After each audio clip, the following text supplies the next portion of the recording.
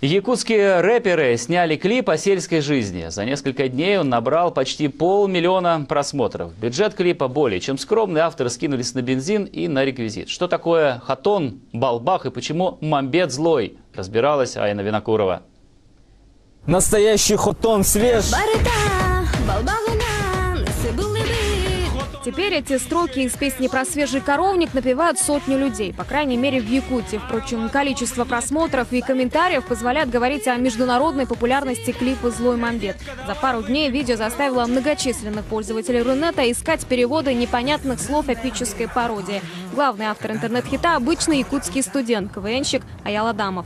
Все клипы, они именно там о деньгах, там, чтобы девчонки были, чтобы яхты были, чтобы машины были такие прям пафос туда-сюда. Я думал, вот было бы прикольно сделать клип, только не о пафосных вещах, да, а просто о простых, там, то есть, да, там, о хатоне, о балбахе, то есть, там, о коровнике, о навозе. И делать это как бы круто, вот, да.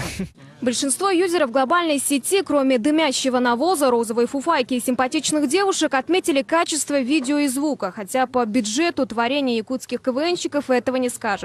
Ребята скинулись на бензин до ближайшей от якутской деревни и пирожки. Все работали за идею. Это интересно, это уже многим забыто, тем более для российского масштаба. Это же некая фишка.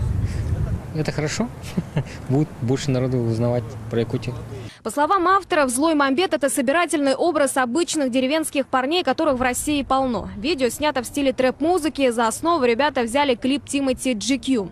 Клипы есть, там все нормально, да? Так, смотришь, ну, однотипно, да, там, то зарубежные, то наши, да? Там все у них то в студии снято, то там, ну, в красивых местах, да? А тут просто мы взяли и как бы просто сняли, ну, по-простому. Отдельное обсуждение вызывают атрибуты, снятые в клипе. Особенно пользователям запомнилась розовая фуфайка. Я ношу всегда рюкзак на веревочке. За широкими штанами у меня баки. Надо собрать деньги и съездить в деревню, если дом еще не развалился. Тысячи комментариев в таком духе собрал клип, где несколько молодых людей убирают коровник, катаются в тракторной тележке, пьют кумыс, валяются в сене и танцуют на фоне коровника. За пару суток видео собрало больше 400 000 просмотров.